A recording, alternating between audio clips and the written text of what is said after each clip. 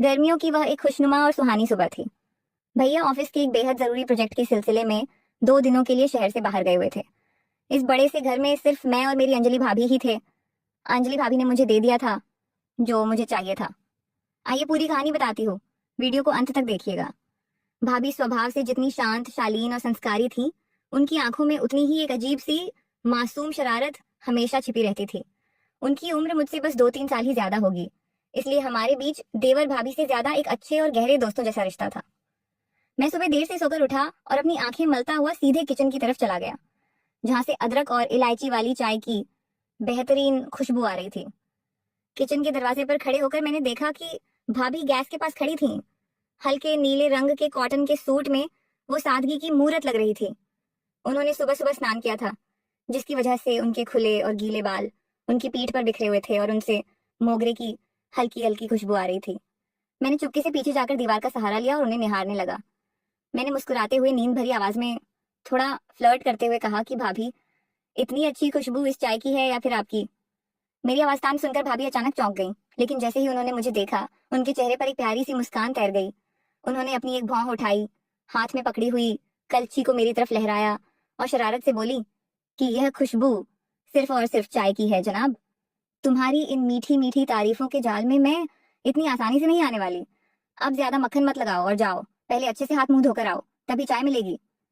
मैं उनका हुक्म मानकर वॉशरूम गया और फ्रेश होकर वापस आया। तब तक भाभी ने डाइनिंग टेबल पर गर्मा गर्म पराठे और चाय परोस दी थी। हम दोनों आमने सामने बैठ गए। नाश्ता करते हुए हमारी बातें शुरू हुई। हम कॉलेज की पुरानी यादों, भैया के स्वभाव और घर की छोटी बड़ी चीजों पर हंसते मुस्कुराते रहे।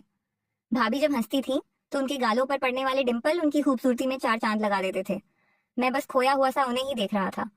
शायद उन्हें भी मेरी इस नजरों का एहसास हो रहा था, क्योंकि वो बीच बीच में अपनी नजरें झुकाकर चाय की चुस्की लेने लगती थीं। दोपहर होते होते मौसम ने अचानक करवट बदली। आसमान में काले घने बादल छा गए और ठंडी हवाएं चलने लगीं। कुछ ही देर में बहुत तेज बारिश शुरू हो गई। बारिश इतनी शदीद थी कि पूरे इलाके की बिजली गुल हो गई। घर में अचानक थोड़ा अंधेरा सा छा गया। हम दोनों हॉल में रखे बड़े से सोफे पर आ बैठे। भाभी अपने फोन में कुछ नेटवर्क ढूंढने की कोशिश कर रही थी और मैं बस खिड़की से गिरते हुए पानी की बूंदों को देख रहा था। तभी अचानक बादलों के गरजने की इतनी जोरदार आवाज हुई कि पूरा घर दहल उठा। अंजलि भाभी उस आवाज से इतनी डर गईं कि उनके मुंह से एक हल्की सी चीख निकल गई। वो झटके से मेरी तरफ खिसक आई और अनजाने में ही सही, उन्होंने मेरा दाहिना हाथ अपने दोनों हाथों से बेहद मजबूती से पकड़ लिया। उनका हाथ डर के मारे एकदम ठंडा पड़ चुका था। जैसे ही उनकी हथेलियों का स्पर्श मेरी त्वचा से हुआ, मेरे दिल की धड़कनें अचानक बुलेट ट्रेन की रफ्तार से दौड़ने लगीं। कमरे की उस मध्यम रोशनी में मैंने उनकी तरफ देखा। वो डरकर अपनी आंखें बंद किए हुए थीं। मैंने अपने दूसरे हाथ से उनके ठंडे पड़ चुके हाथों को हल्के से सहलाया, उन्हें गर्मी देने की कोशिश की और बेहद सधे हुए लहजे में कहा कि डरिए मत भाभी, जब तक मैं आपके साथ हूं आपको कुछ नहीं होगा।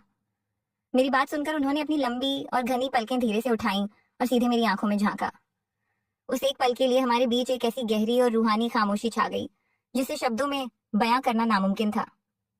उस खामोशी में बहुत कुछ ऐसा था जो बिना कहे ही हम दोनों समझ रहे थे। भाभी ने अपना हाथ मेरे हाथ से हटाया नहीं, बल्कि उन्होंने अपनी पकड़ को थोड़ा और सुरक्षित महसूस करते हुए ढीला कर दिया, लेकिन अलग नहीं हुई। हम दोनों काफी देर तक वैसे ही बैठे रहे। बस एक दूसरे की सांसों की आवाज और बाहर होती बारिश का शोर सुनाई दे रहा था। शाम के वक्त जब बारिश थोड़ी धीमी हुई तो हवाओं में एक गजब की ठंडक और ताजगी घुल चुकी थी। भाभी ने कहा कि चलो बालकनी में चलते हैं, यहाँ अंदर बहुत उमस हो रही है। हम दोनों बालकनी में आकर रेलिंग के सहारे खड़े हो गए। ठंडी हवा के झोंके भाभी के चेहरे को छूकर गुजर रहे थे, जिससे उनकी कुछ आवारा लटें बार बार उड़कर उनकी आंखों और होठों पर आ रही थीं। वो बार बार उन्हें हटाने की कोशिश कर रही थीं। उन्होंने एक ठंडी सांस ली और थोड़ा सा शिकायत भरे लहजे में कहा कि तुम्हारे भैया तो कभी इस खूबसूरत मौसम को एंजॉय ही नहीं करते। जब देखो तब बस ऑफिस, फाइल्स और काम काम। उनके पास तो इस मौसम को देखने का वक्त ही नहीं है। उनकी बातें सुनकर मेरे दिल में एक अजीब सी हलचल हुई। मैंने उनकी तरफ कदम बढ़ाया। हमारे बीच की दूरी अब ना के बराबर थी। मैंने बेहद धीमे और रूमानी लहजे में कहा कि तो क्या हुआ भाभी, अगर भैया यहाँ नहीं है तो आपका ये सबसे अच्छा दोस्त और देवर तो हमेशा आपके पास है ना। ये कहते हुए मैंने अपने हाथ को धीरे से आगे बढ़ाया और अपनी उंगलियों से उनके चेहरे पर आ रही उन रेशमी बालों की लटों को सहलाते हुए उनके कान के पीछे कर दिया। इस प्रक्रिया में मेरी उंगलियों का पोर उनकी मखमली और गर्म गाल को छूते हुए गुजरा। वो स्पर्श इतना जादुई था कि भाभी के पूरे बदन में एक सिहरन दौड़ गई और उनका गोरा चेहरा शर्मा कर एकदम गुलाबी हो गया। उन्होंने विरोध नहीं किया, बल्कि अपनी आंखें पूरी तरह से बंद कर लीं और एक गहरी सुकून भरी सांस ली। उनका इस तरह आंखें बंद करना जैसे मुझे यह मूक अनुमति दे रहा था कि मैं उनके इस रूप को जी भरकर निहार सकूं। बालकनी में गिरती हुई बारिश की कुछ बौछारें हमारे चेहरों पर पड़ रही थीं, जिससे माहौल और भी ज्यादा जज्बाती हो गया था। मैंने अपना हाथ उनके कंधे पर रखा और उन्हें धीरे से अपनी तरफ आकर्षित किया। भाभी ने भी बिना किसी झिझक के अपना सिर मेरे कंधे पर टिका दिया। हम दोनों बिना कुछ बोले बस उस गिरते हुए पानी और ठंडी हवा के बीच एक दूसरे की मौजूदगी को महसूस कर रहे थे। उस पल में कोई वासना नहीं थी, कोई शारीरिक भूख नहीं थी, बल्कि सिर्फ दो दिलों का एक दूसरे के प्रति असीम झुकाव, सम्मान और एक निश्चल प्यार था। रात का समय हुआ तो भाभी ने किचन में जाकर बहुत ही सादा लेकिन स्वादिष्ट खाना बनाया।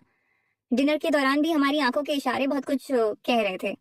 खाना खाने के बाद जब वो किचन समेट रही थी और बर्तन साफ कर रही थी, मैं दबे पांव पीछे से गया। मैंने उनके पीछे खड़े होकर उनके दोनों कंधों पर अपने हाथ रखे और धीरे से उनके कान के पास झुककर कहा कि आज का दिन मेरी जिंदगी का सबसे खूबसूरत और स्पेशल दिन था भाभी। मेरी सांसों की गर्माहट उनके गले पर महसूस हो रही थी। भाभी ने काम रोका, वो धीरे से मुड़ी और मेरी आंखों में सीधे देखा। उनकी आंखों में मेरे लिए असीम स्नेह, थोड़ी सी शरारत और एक परिपक्व समझदारी साफ झलक रही थी। उन्होंने कुछ नहीं कहा, बस अपने नाजुक हाथ को ऊपर उठाया और मेरे गाल को बेहद प्यार से थपथपाया। उनकी उस छुअन में एक अजीब सा सुकून था। वो धीरे से मुस्कुराई और बोली कि मेरे लिए भी यह दिन हमेशा याद रहेगा। अब बहुत रात हो गई है, जाओ और अपने कमरे में जाकर सो जाओ। मैं मुस्कुराया और उनके कमरे से बाहर निकलने तक उन्हें देखता रहा। उस रात जब मैं अपने कमरे में बेड पर लेटा तो मेरे मन में कोई भी गलत या कलुषित ख्याल नहीं था। मेरे दिल में बस एक बेहद मीठा, पवित्र और रूमानी एहसास था कि दुनिया में कुछ रिश्ते किसी तय दायरे या नाम के मोहताज नहीं होते। वो बस अपनी सादगी और एहसासों की वजह से ही बेहद खूबसूरत और मुकम्मल बन जाते हैं। भाभी के साथ बिताए वो पल मेरे दिल में हमेशा के लिए एक हसीन याद बनकर दर्ज हो चुके थे।